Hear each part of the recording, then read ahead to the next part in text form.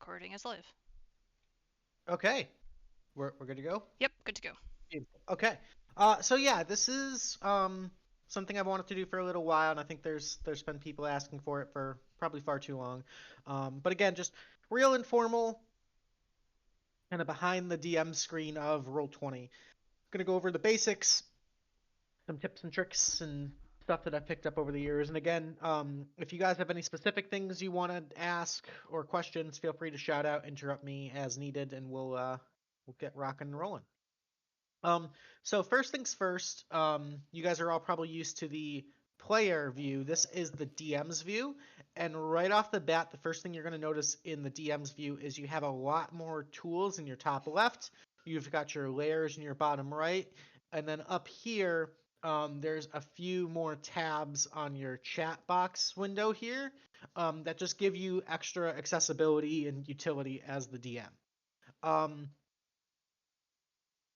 I would say the biggest thing for DMs. Oh, and also you've got your drop down menu up here as a DM. The biggest thing, obviously, on the Dungeon Master side is creating maps and encounters and things like that. So I thought it might just be kind of a worthwhile idea to kind of make a sample encounter or a sample map and go from there. Um, So right here they've organized it. They finally put in folders under your maps. And these maps have a lot of different utilities. Obviously, we have like our start screen one. So the most basic of them is just basically you upload an image and it shows the image. You can size it any size you want, all that good stuff. You can zoom in and out, all that good stuff. Um, Others, you can have hex grids, you can have, square grids, all of that good stuff. You can really make these as complex or simple as you want. So we're going to add a new one, and we're going to just call it Luke sample. Um, and all of them are going to start off the exact same size and just a blank grid. This is sort of your default template. If you go to your newly created page, you can also name it whatever you want, just for keeping track.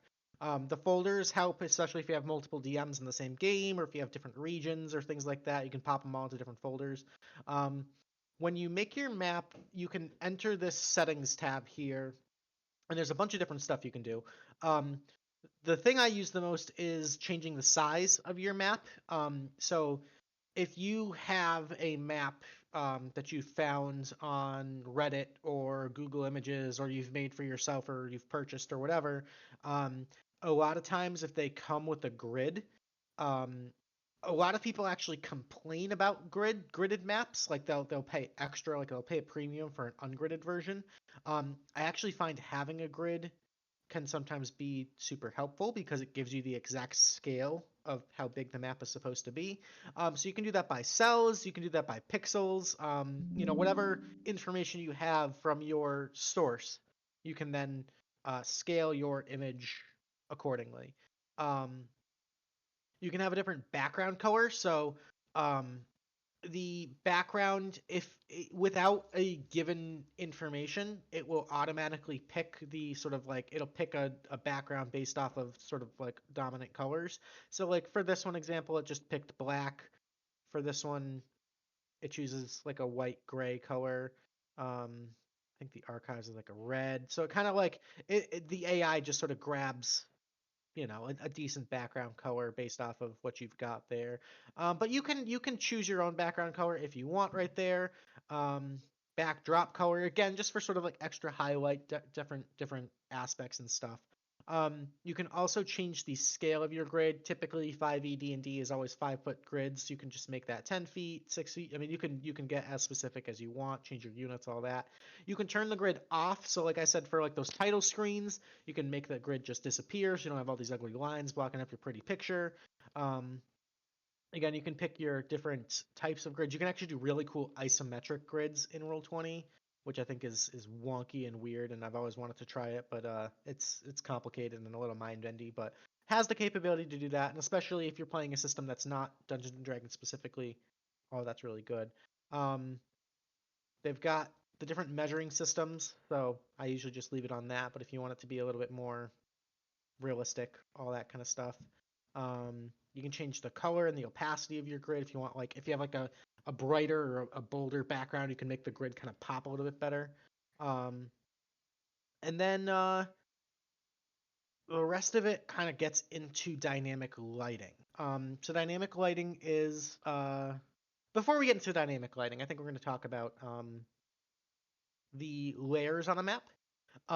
So down here in the bottom left, DMs have access to 4 different layers on the map, and they're sort of stacked in the appropriate order. And so you kind of want to build your encounters from the bottom up. So obviously the bottommost map is the bottommost layer is your map layer. What's really cool and really nifty if you get good at it is there's actually shortcuts to quickly switch between layers. So Control M is for map, Control comma is for the light, Control K is for your GM layer, and Control O is for your token layer. If you're constantly swapping back and forth really quickly, that helps a lot. Or you can just click it because clicking's fast too. But basically we're going to start with a map. So I'll be honest, most of my maps I'll pull directly from Google Images. So I'll do like Goblin Den map, battle map. Google Images has a lot of really good ones. Pinterest has good ones. Reddit has a lot of really good free ones. Patreon, if you want to get a little spendy, get a little bit more customized. But I'm just gonna kind of grab a random one here. And you can see this one's got a grid.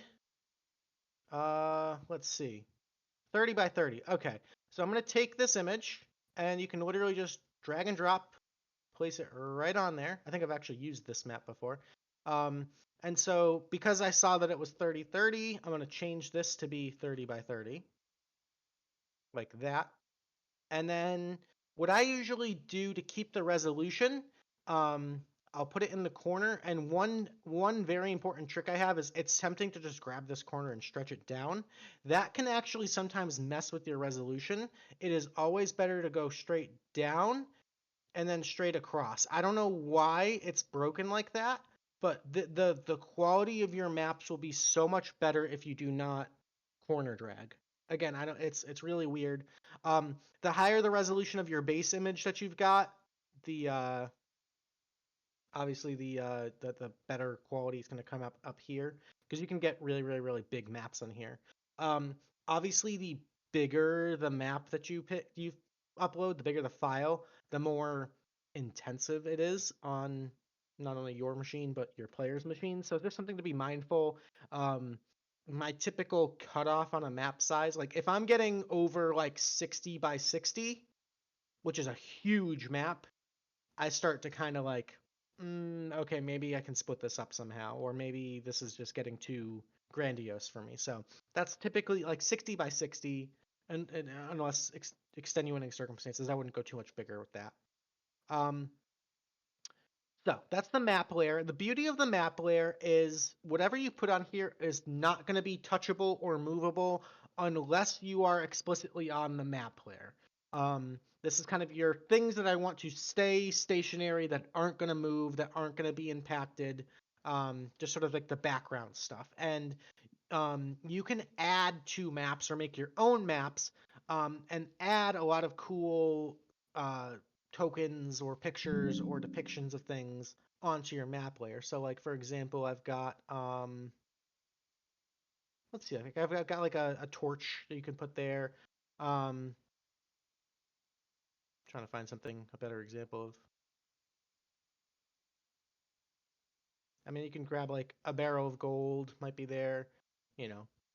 I've got all sorts of random stuff here, a chest, you know, and all that sticks to your map layer and it's not going to move. Again, this is where I would start, just stationary things that aren't going to move during your encounters. And then as we sort of progress and layer things on top of this, this is the more dynamic and the more movable, changeable things. The next layer that you want to do after you've got your map is your light layer. And dynamic lighting is, I think there's a free version and a premium version now on Roll20. Obviously, we pay for the premium version here on TAC.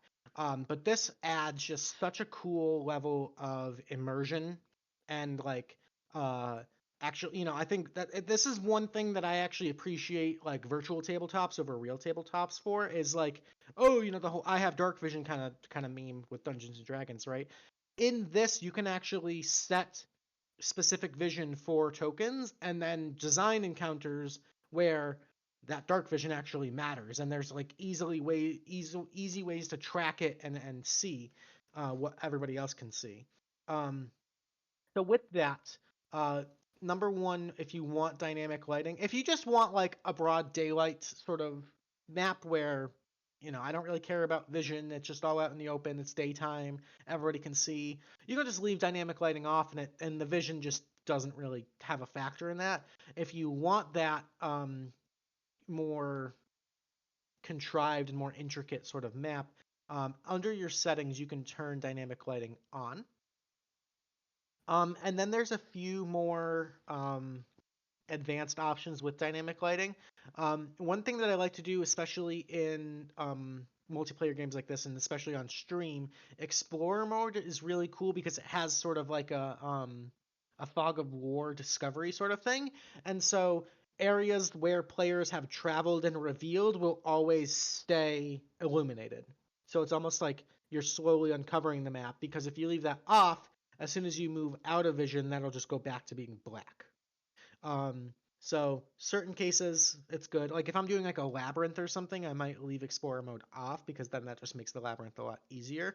But especially on stream, if the whole idea is just to like discover and uncover things, the Explorer mode's really good. If you want like a daytime sort of thing, um, but to have objects or vision be a factor, you can turn on daylight mode, and like it says here, it's good for a sunny day or well-lit rooms, or if you just don't want to place a bunch of torches. It's just sort of the global illumination feature. It assumes everything's well lit, but then you can insert walls and obstacles that'll block light from that. One thing you're going to want to do, especially I think if you have Explorer mode on, I always turn update when token drops. Because players are curious, and we're all trying to, I don't want to say get an advantage, but like sometimes just like having a shut door in front of you is just the trigger of like, I'm going to open that door. So you as a player, you can sometimes click your token and drag it and uncover things before you actually place the token. This will turn it off so that when you drop your token, that's the only time that your vision is going to change. So you can't kind of like hover and peek around a corner. You've got to commit to being put there, and that allows the DM to kind of freeze frame. Nope, they saw you. Roll initiative kind of thing.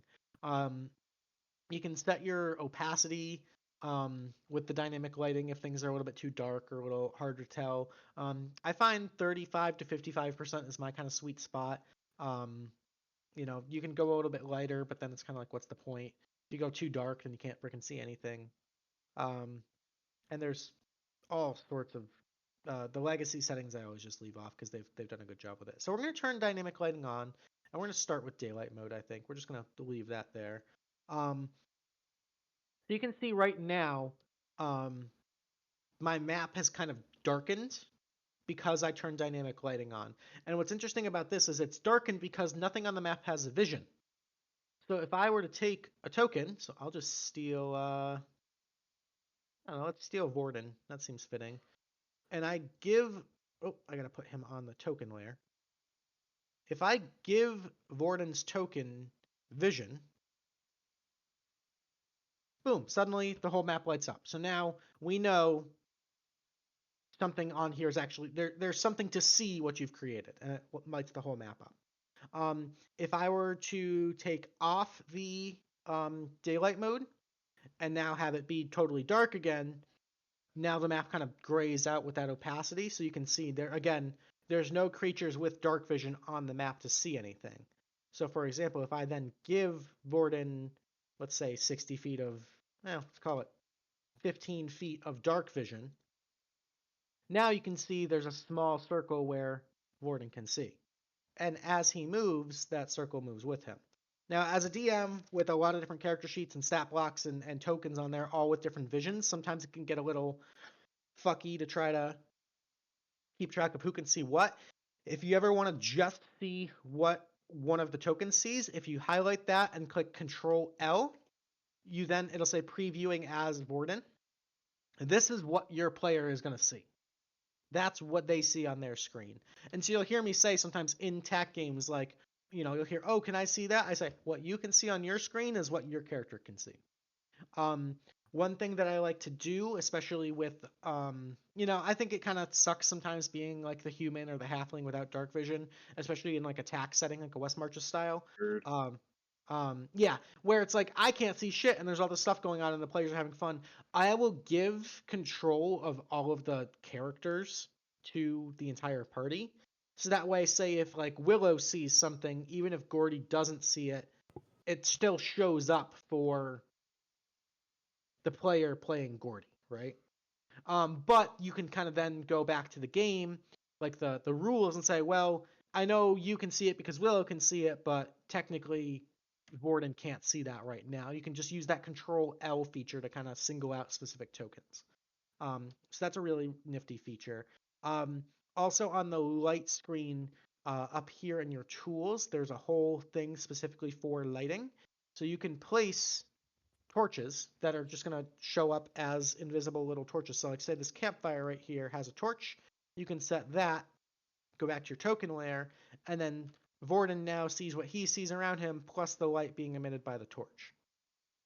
Pretty straightforward, but you can already see that adds a whole layer of immersiveness into the game too. You can have like the dim light as it fades into the darkness. You can actually set these to give off different color lights, different amounts of light. You can get really, really creative with it and have different like strobing effects and all that. So if you play around with lighting, it can get really, really cool. One other thing on the lighting screen is that obviously sometimes you want to set up obstacles or walls or doors, things like that. The light layer is really where you want to go and do all of that. Because this layer is gonna impact vision more than anything. So what you can do, so I already showed you guys like the torches. You can draw with your draw tool different obstacles and things to affect the way light is gonna play out on your maps. I will just warn you guys that the light layer, again, the more you put on this layer, the more intensive your maps are going to be. And so if you put like a crazy amount of detail on your light layer, it can then sometimes make bog the game down so much that it won't run on your player's computer. So just something to be mindful. One tip that I have that really helps minimize that is I always use straight lines. If you try to go freehand while you're doing a light layer, it's so intensive. But if you use freehand or if you use lines, like say I want to trace out this this particular hut here, I will just use as many straight lines as possible, and you can even do like ellipses and stuff, and that'll block vision. So now if we go back to our token layer and look at what Vorden can see, if Vorden moves here, we know the campfire is back there, but because I've created this wall here, you can kind of see how the vision shifts around with his pillar there. So it's kind of neat and nifty like that. If I have smaller obstacles, one really cool effect. This is probably my favorite lighting tip that I wanted to show off. Is you can kind of see how this one, just to demonstrate, like all I did for this one is just kind of draw a circle around it. And you can kind of see the light sort of moves like a shadow around it. One cool trick I have, especially for like smaller pillars or things, is if I go to my line here, and if you draw an X, sort of like that, for some reason, the way it works is really, really cool with dynamic lighting, where you can still sort of see the object that's blocking your vision. Like Vorden would be able to see this hut, but I can't see what's behind it.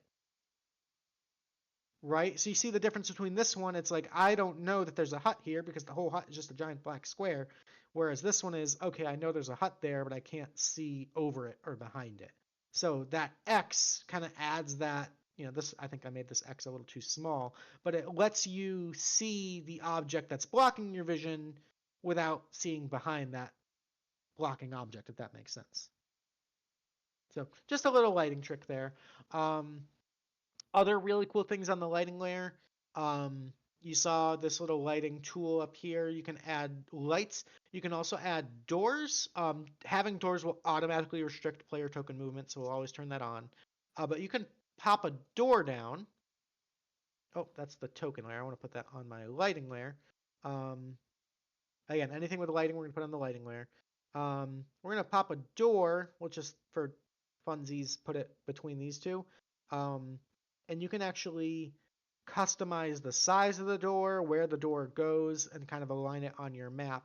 So then when you have Vorden come up and try to get through these two, he can see the door here. Your players will actually see this door token. They can click on it, open it, and then boom, their vision opens it. And you can obviously set secret doors, you can set locked doors, all that kind of good stuff. You can change. I like to use a different color for my doors than for my walls, just so they pop out a bit more. And then as a DM, I can kind of say, okay, I remember there's a door there. So really, really cool stuff there. And then windows are basically the same thing. They just don't really open as much. They're just spots where your players can see through them, but not pass through them. So lots of cool features on the lighting tab there. So again, I like to typically keep it relatively simple and straightforward. Again, because it does add complexity and it requires more from your machine the more complex you have. But even just a little bit of dynamic lighting makes things pop and feel more immersive. Like it's so cool. Such a good feature. So I definitely recommend using it. Just use it sparingly. The next layer we have is the GM layer. And what's really cool is that anything you put on this layer, only you as a DM can. They call it GM, I call it DM, same thing. Only you as the DM are going to be able to see that you put on this layer. And so if you want to set up an ambush or have a secret puzzle or something like that, this is where you would put that. And then as players reveal it or discover it or set off traps or what have you, you can then transfer it to the token layer where all of your players can see it.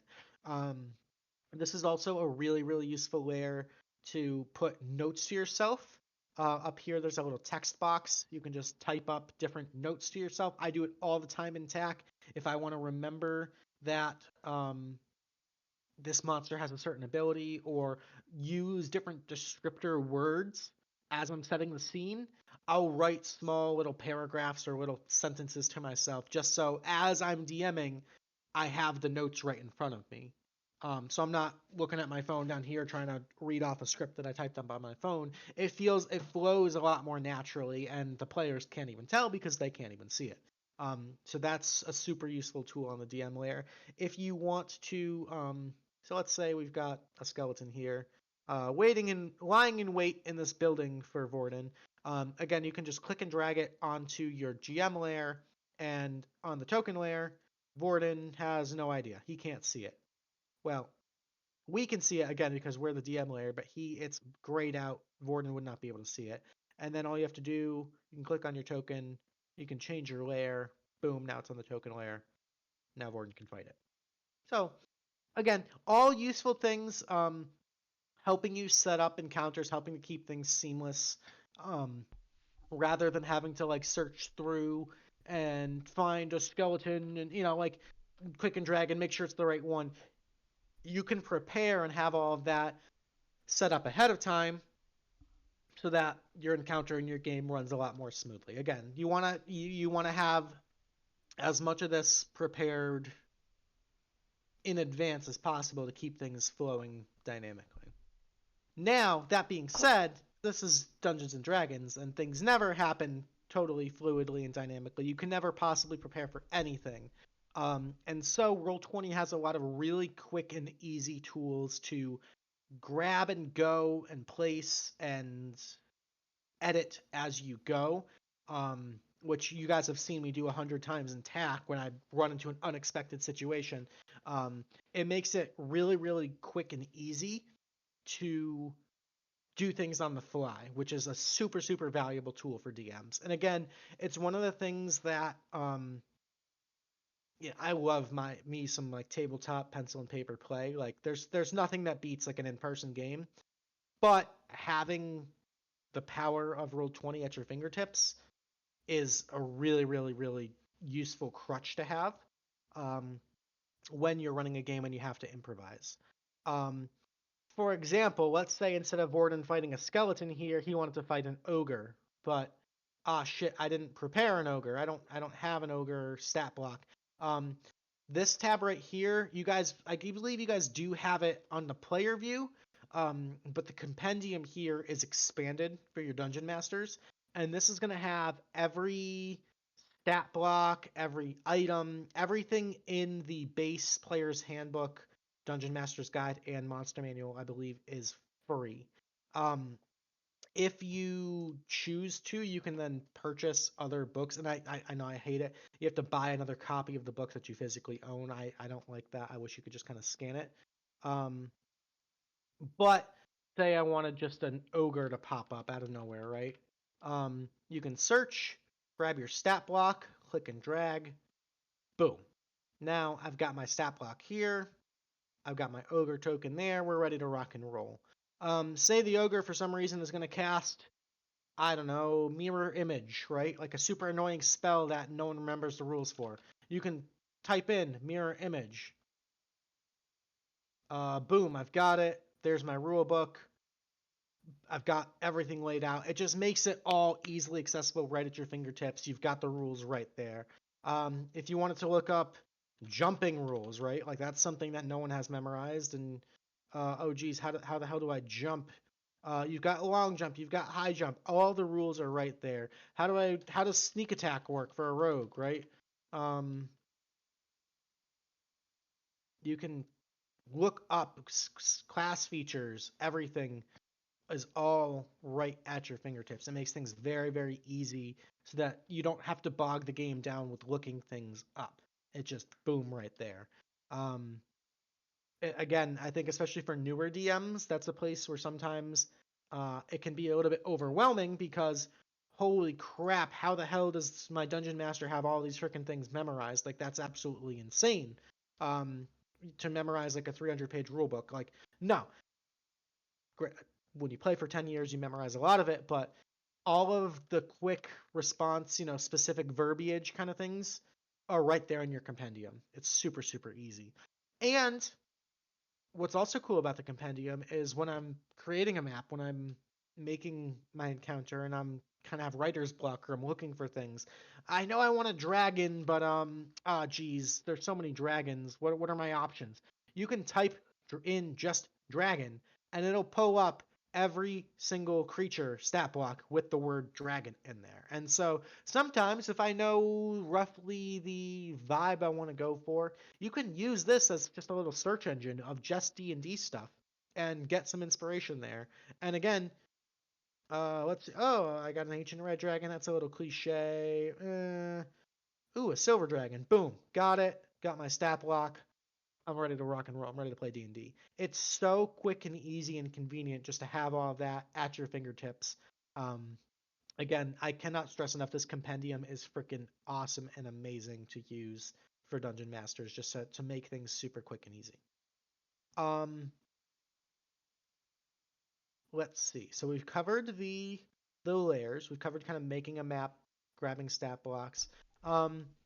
I'd like to go over some of the tools up here just really quickly, and then we'll kind of get into some of the other stuff. Question, A lot of Luke. the Sure, what's up? So like in a scenario where you have a bunch of stuff hidden on the GM layer, is there a way to get a bunch of stuff to pop at once over to the token layer, or do you have to do it like one by one? There is. So if I Like I'm just thinking like an ambush type scenario is probably Yeah. pretty common.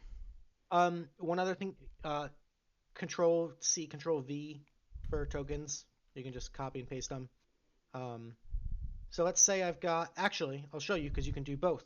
I will click and highlight all of these, and you can transfer them as a group to the GM layer, and you can click and drag and highlight and put them into the token layer. So just clicking and dragging over multiple tokens will do that for you. And you can grab different tokens too. So now I've grabbed Vorden, the Ogre, and the Dragon. Boom, I can put them in the GM layer. And then click and drag, boom, I can put them back on the token layer. Does that Awesome. answer the question? Yes, it does. Thank you very much. Cool. Yep. Copying and pasting tokens is something I do a whole lot of because it's really, really convenient. What's nice is it'll copy the exact stat and health bar and everything. So like if I were to lower this one down to 10, slightly wounded, all of the copies are going to also be at 10. So just something to be aware of. You can kind of see their health bar is a little bit lower there too. Just know that whatever settings are on your base token are going to get copied over. A lot of these tools up here are the same on the player view. There's a couple extra ones. You can pan to click and drag around, or you can middle mouse click to do the same. You can draw on the map. Again, I typically don't like my players drawing on the map. Text boxes, again, mostly for DM stuff. The lighting and all of that we've gone over. Oh, one other thing on the lighting layer that's really cool with new Roll20 is you can have one-way walls with lighting. So if you're standing on one side of the line, you can't see through it, but if you're standing on the other side, you can see through it. So it's really good for introducing like different layers of elevation or like tactical advantages where an ambush might be able to see them, but you can do a lot of really cool things with that. Just a quick aside as I was remembering it.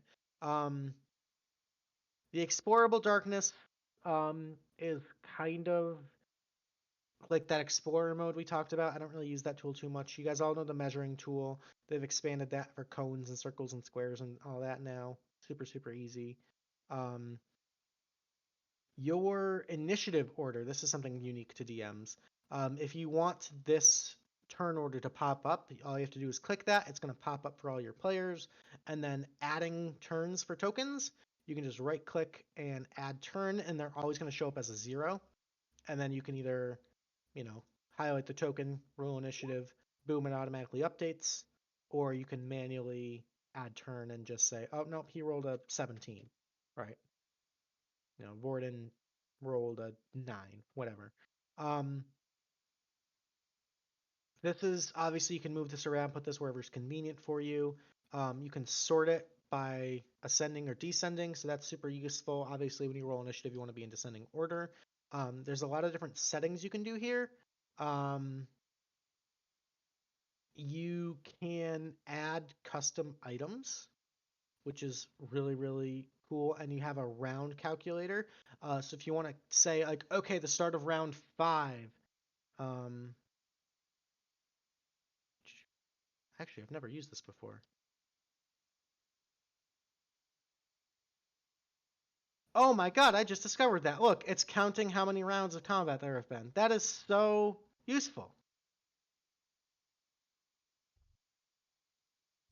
Yay for new discoveries. Look at that. It's a round counter. So super, super useful. You can also grab things on the map layer, like for layer actions and stuff, and you can actually give those turns to, or no, sorry. That's my mistake. Only things on the token layer can have turns in the initiative. So sometimes you'll see me put things like off in the corners or hidden and give it initiative layer, like initiative counting, and it'll be there. You can do things on the GM layer and give that an initiative. However, it'll stay hidden on the initiative order until you bring it to the token layer.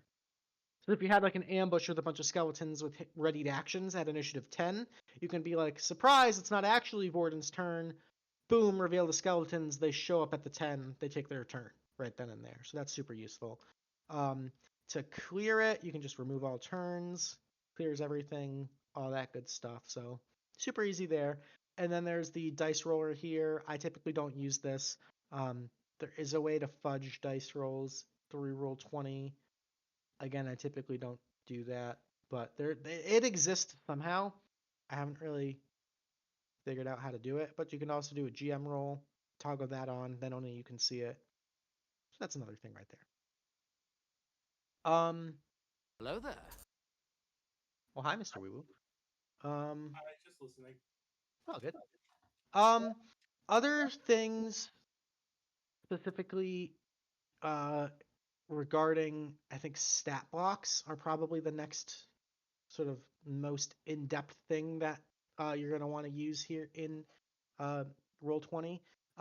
Again, all the basic stuff is you're just gonna grab it from the compendium and drag it over, and it's got exactly what you're gonna find in your monster manual right there. This is super simple. Say you want to roll an attack roll, all you got to do is click Great Club. Boom, it's gonna roll. Add advantage there. It rolls the damage automatically. It has all that information there. Beautiful. You've got your initiative button there. You can roll a con save. You can, anything on this is all clickable. It's super, super intuitive. If you go into the guts of it with this little cog, this is sort of the screen where if you want to make your own stat block or edit a stat block, this is the information that you're going to want to see right here. One thing that I always do, first and foremost, is I'll come in and I will turn always whisper rolls on to the GM. So that way all of my rolls are behind the screen. So now if I go back and roll a Great Club, you can see it's just to me, and these are the numbers I read off during the game. Again, part of DMing is knowing when to be honest and when to lie and fudge dice. So just having things behind the DM screen is nice. It's also why we need a producer who's not in DM mode for the Twitch stream, because then Twitch would see all of my rolls and know that I'm lying. So little secret tip for you there. But in here you can see there's a lot of different options. There's a lot of crazy customizable things. You can call this ogre like Ogre Chief. And then all of his rolls are going to show up as Ogre Chief instead of just Ogre. You can change his stats. You can change his health. All of that stuff. You can give them specific saving throw bonuses. So, for example, if I wanted to give him a con saving bonus of 5, it'll show up under saving throws. Now he's got +5 to saving throws. Otherwise, if they don't have proficiency in it, it would just be their base modifier. You just click on the base stat. Same with skills. You can give them bonuses to different skills, vulnerabilities. It leaves the stat blocks for the bare bones until you go into here and flesh them out with more detail. So if your stat block is like an ogre, relatively simple, it'll be simple to look at. As you add layers of complexity, it shows up on your finished stat block like there. You can get real complicated with it, with spell casting, bonus actions, reactions, legendary actions, mythic actions, all that fun stuff, all customizable. So let's say our Ogre Chief has some spells. Let's say he uses his intelligence to cast, and he is a 5th level spellcaster. Boom, now in my stat block I've got space for spells, I've got all of his spell slots. Like, you can really get into the nitty-gritty here and figure that out. You can then even fill out this character sheet with spells. So let's say our Ogre Chief knows Magic Missile. Again, I'm going back to my compendium, Magic Missile, click and drag, boom, it's loaded there. You can click it, cast it, has all the rules there, has the ranges, has the damage types. It's all super intuitive. Real friendly. Click and drag and play. Makes it really intuitive like that. Again, if we wanted to have bonus actions, reactions, legendary actions, as you add those, it's all going to show down here. A lot of times if I'm making custom stat block, or if I'm finding something on Reddit that I thought was cool, or taking something from a different source book, copy and paste is your friend here. Just grab it from whatever web page you're opening, copy and paste right in there. It shows up on your character sheet ready to rock and roll. So let's say he's got a bonus action of Rage, +2 damage, right? You have that there, and you can click it, and shows up as a class feature there too, so you can show players if you need to, all that kind of fun stuff. Again, these character sheets, these stat blocks are very, very you can pretty much click on anything here and it's going to have a macro set up to show up in the chat. So it's very, very user friendly, very intuitive. It just creates a lot of automatic macros, which is awesome. If you wanted to, so typically my advice is if you are creating a custom stat block, I almost always advise starting with something as a base and modifying, because it's a lot easier to edit these than to start from scratch. However, sometimes if you need to start from scratch, you can come to your journal here. You can add characters, handouts, and folders or PDFs. So in the case, let's say I want to make an ogre shaman or something, I'll grab a character sheet. I can call it ogre shaman. You can upload different art or tokens for it. You can decide who's going to see it and who can edit it. So if I want this to show up in my players' journals, I can put all players or just specific players. I can have it just be edited and controlled by people with DM prowess, all that good stuff. When you save it, it's going to ask if you want to use a character mancer, edit, create an NPC, or edit sheet directly. Again, obviously, if we're creating just an NPC stat block, create NPC, we get back to this page. You can see it's totally blank. You just start from scratch. Again, copy and paste, transcribe things over. This part gets a little bit tedious, but again, if you just copy and paste, have it up on the side, type it all in, it goes pretty smoothly. And again, what's beautiful is by doing this, it's automatically creating all of those automatic macros, so you don't have to go back and fill in things and figure all that out. It's super intuitive like that. So that's super useful. If you did want to create a player character, something with actual class levels, you can edit sheet directly, and now this looks like your typical 5e character sheet. We do have the character mancer enabled, which makes it super, super intuitive to create a level 1 character and then to level up. Again, I like the character mancer, but it is limited because it only uses what books you have purchased through Roll20. So if you only have the base stuff, you can only get stuff out of the PHB, and it's a little bit limiting. But you can use this as a start and then go back and edit. Again, everything is kind of just cut, copy, and paste. Grab it from the compendium, slap a new text box in there, copy and paste in. Pretty intuitive, pretty quick and easy. Pretty straightforward in that sense. You can also add different handouts. So in your journal tab here, obviously you can create different folders. So I've got shops and stores. I've got custom baddies with all my different stat blocks here. All the player character sheets. You can have different handouts with either just images or let me see, I'm trying to find magic item dump. You can have, I grab a lot of them from like Griffin Saddlebag. You can copy and paste any information you want in here. So if you're going to create a new handout, it always says mysterious note for some reason, but you can call it whatever, Luke sample. Again, you can control who says it. So a lot of times, if I'm like revealing Luke, I'll just put it in my journal to start, and then as I reveal it, I can then change that to say all players. Boom. Again, drop a file, any JPEG, any image there. You can put your description there. And then what's really cool is you can have GM notes. So again, only GM privileged people will be able to see the notes on items. So if something's particularly important to a storyline, you can put it there. If you want to put different descriptors in there, just to remind yourself. I like to use this a lot for cursed magic items. So a player like bids on a magic item and it's like, oh, cool. And then I'm like, by the way, boom, take the cursed information, copy and paste it into the stat block. It's just another layer of prep that you can use there as another tool for yourself there.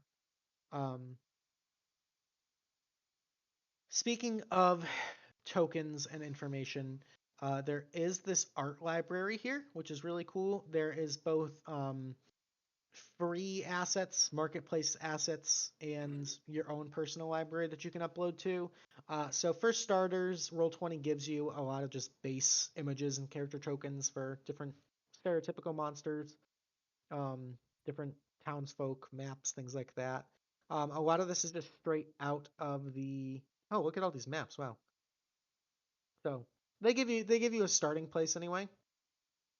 So those get you pretty far, honestly, as far as getting started on a campaign. A lot of it is pretty typical Forgotten Realms kind of vibes, things like that. All these character tokens and all that. But super useful. You can also purchase different bits of art packs on Roll20. Um, you know, anywhere from thousands of different tokens to like little sample packs. I've got one of my favorite, my animated fire pack that can like set the goblins on fire, and again, it just adds extra layers of cool, um, super useful effects, stuff like that. So if you can't find something online or on Reddit or on Pinterest or something that really fits it, you can always uh, look on the Roll20 site. If you can find an image that you want, what's really cool is Roll20 has like a cloud storage library, so every file you upload here stays under your library. So I have literally thousands of images saved all throughout TAC's history. Every map, every token I've uploaded, every single thing is saved under here. Now, granted, sometimes I'm lazy and just grab the jumbled file name, but if say, I wanted to find a token of the Corsair Queen, boom, got her token. I can pull her up anytime I want. I was waiting to find out you didn't name the file. I saw her there, so I used one that I had saved. But I mean, this goes back. I mean, this goes back before TAC. This is way old. I've got stuff in here from like the original Marigold campaign and stuff too. So there's the Winter War. There's Ziggy Tea Leaf. I mean, you go way back, so it's pretty cool stuff. So that's super useful. You can also search here if you're looking for a token. What was I looking for?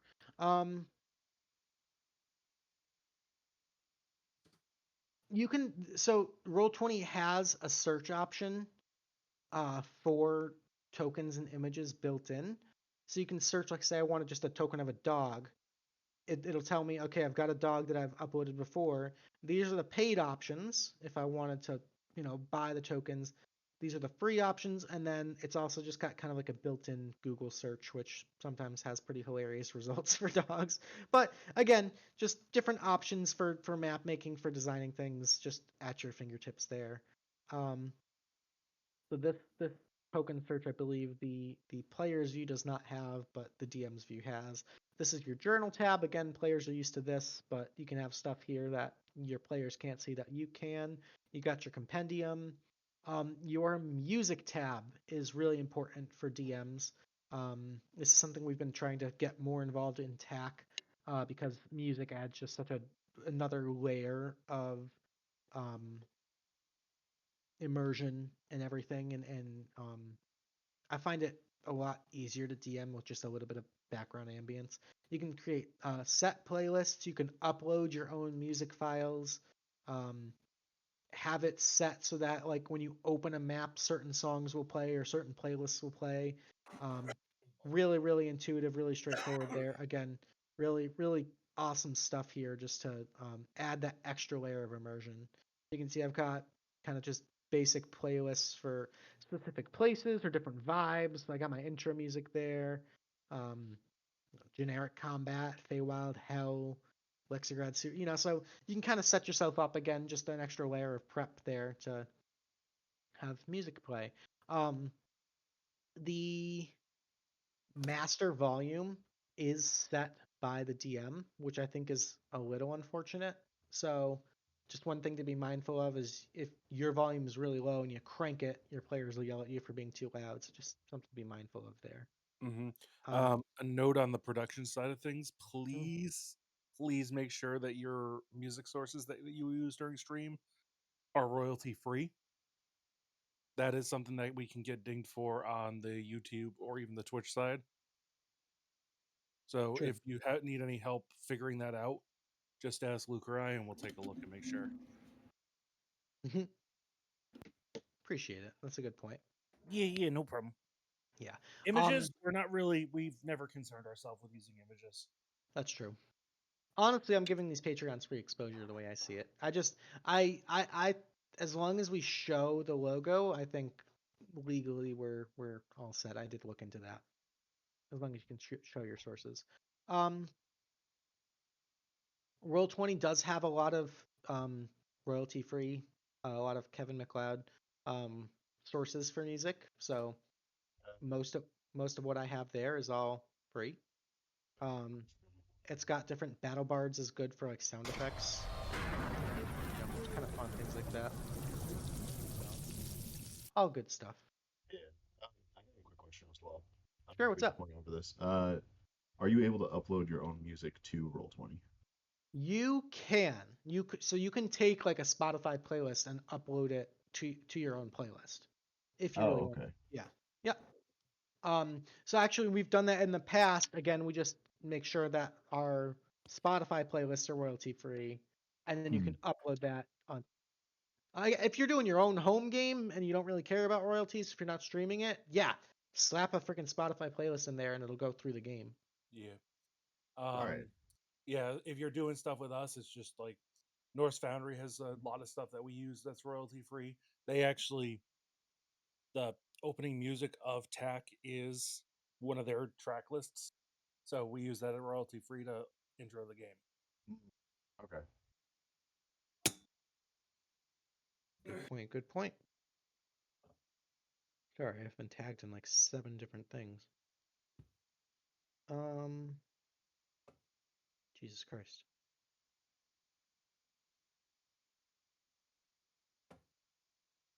Okay.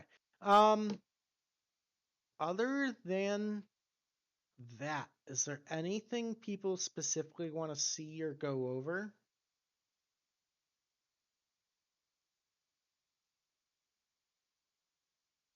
Because that's kind of all I had here. Again, I think Roll20 can be a little intimidating because there's a lot of functionality to it, but it's all designed to be user friendly. It does exist. It's basically its own programming coding language, but and that being said, you can make your own macros in here if you're tech savvy. One thing that I have done in the past is I need a macro that every time my monk does an unarmed attack, it does an extra like 3 psychic damage. You can Google a lot of those macros and again just copy and paste them in here. You can make different buttons for yourself for your characters, like just have the Eldritch Blast button that you click and it just rolls Eldritch Blast. You don't even have to have your character sheet open. You can do all of that through here, and either I'd say the more you dig into it, you can kind of figure out the programming language, which honestly, as far as coding languages goes, it's not the worst. It's pretty intuitive.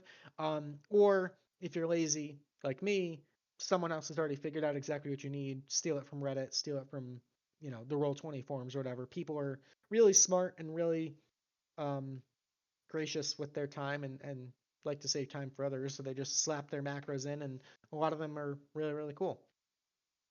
So that's where your macros would be.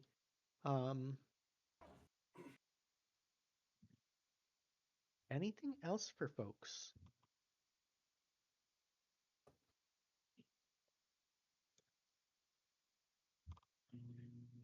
I mean, I took some time and I fucked around with it for a little bit, and I will say this, from 3.5 to 5, this is very, friendly to people just messing around with it. It does get a little overwhelming when you start hitting cogs and you start messing with things, but for the most part, it's pretty self-explanatory. Yeah.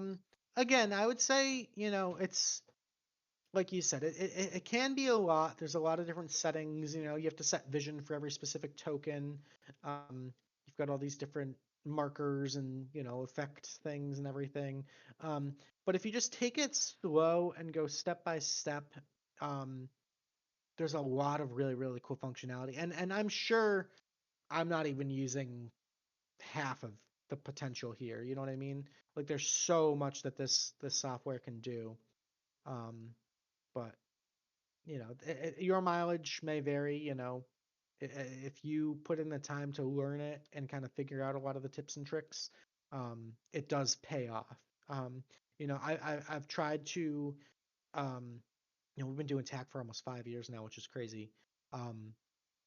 The more I take the time to put in just that little bit of polish into things, the reward on the player side is like astronomically better. Anybody can just kind of slap a map and throw some tokens on there and go. But if you take the time, you know, have a playlist, set up a little bit of cover with dynamic lighting and vision and all that, you know, have, Music turn things bless you. like went so well when we started doing music. Oh yeah, the music alone is like a huge, huge factor. It just makes things so much nicer.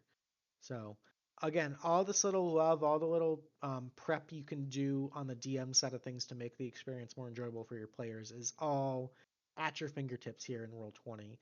And again, the improvisational skills with Roll20, being able to grab something from the compendium, slap it in there, boom. It's a beauty. It's really, really awesome.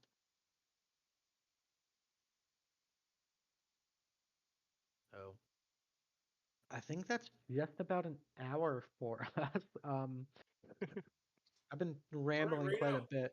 Luke, that was awesome. Thank I you. think that covered really anything I'd have questions on at the moment. Okay, yeah, and honestly, like a lot of the questions will come up in real time of like, oh shoot, can I have something do this? Or how do I make a token look like this? Or how do I look up this? And my first go-to is again, the compendium has everything you need. Honestly, like you can look up specific feats, you know, look at, you know, it has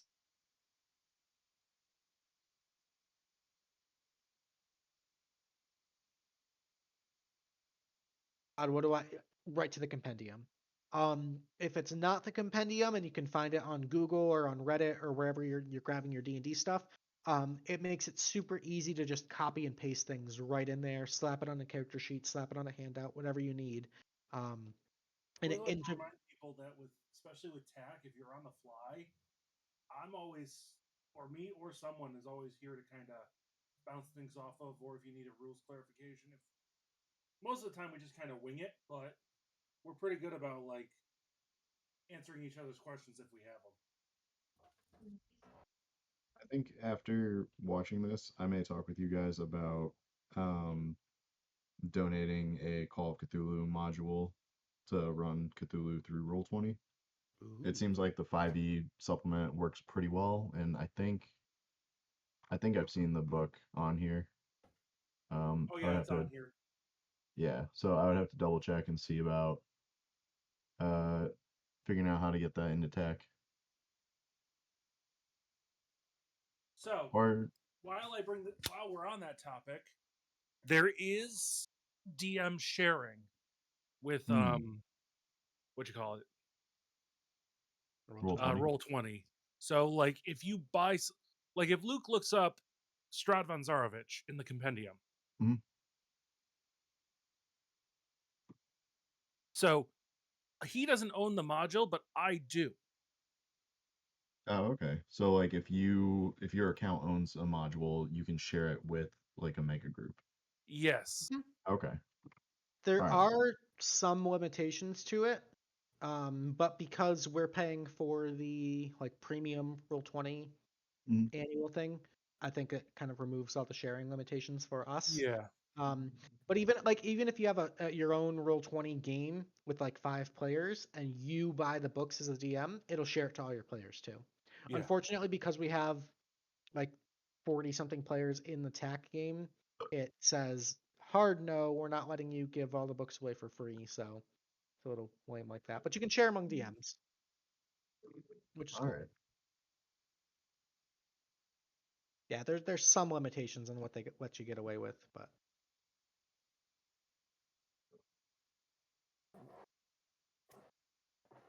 see, just checking that theory too, because I know for a fact that we have a couple people that have a bunch of different books available. Like I have the Curse of Strahd module. I just that's not the companion one. I see. I don't use the compendium. Yeah, I mean, I know I've bought a bunch of books on Roll20 so I can make it easier for the character mancer not to screw up my characters as much. So I've got a few like the was it the multiverse monster manual, Yeah. So you know, all those. So yeah, you see how Luke's got his compendium out, mm. and why are our compendiums different? Are Oh, you you have in- new features on. That's why. Yeah. I don't. Beta features, turn those on. So you see, like you have all the compendium stuff, but if I'm trying to see, because in the original features, not the beta, I can actually see a module that Sloth has shared with us, Mm. but I can't see it on this in this category for some reason.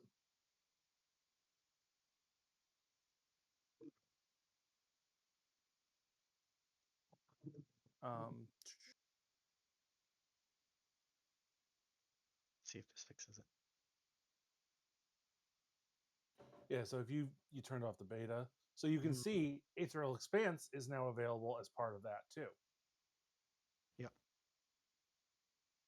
Or apparently not, because Hmm. oh, I wonder if Sloth doesn't have sharing turned on yet. Maybe.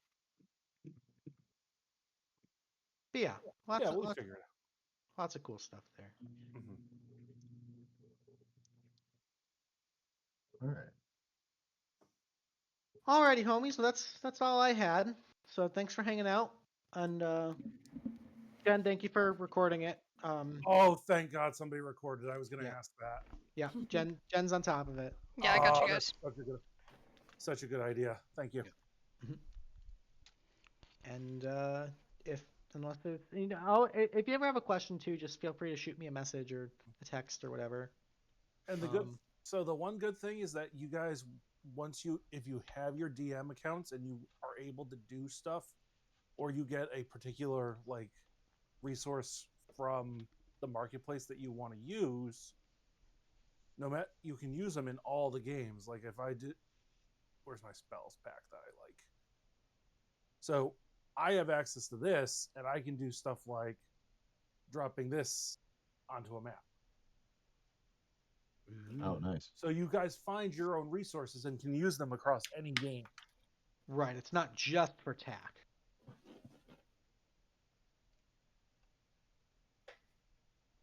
Look at that wall of fire. The only bad side is that like Luke can't use the ones I've purchased. Yeah. I mean, they're in here to make money too. Yeah, no, absolutely. Ain't it the truth? Ain't it the truth? I got my own wall of fire. Very nice, very nice. But yeah,